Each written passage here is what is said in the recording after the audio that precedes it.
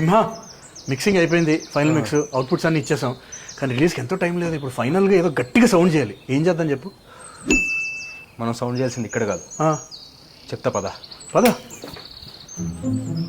అది తస్కరించడం ఎందుకు అవుద్ది? అది క్లియర్ కట్ దొంగతనమే. అది దొంగతనం కాదు, తస్కరించుట.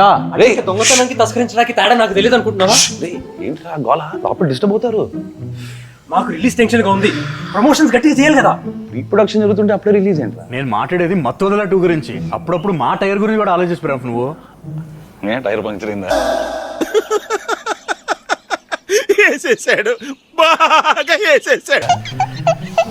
నీకు అసలు సారీ, లోపల డిస్టర్బ్ అవుతారు. అదే ఏంటి ఏం లేదే. ఇప్పుడు మన సినిమాని ఎలా ప్రమోట్ చేయాలి?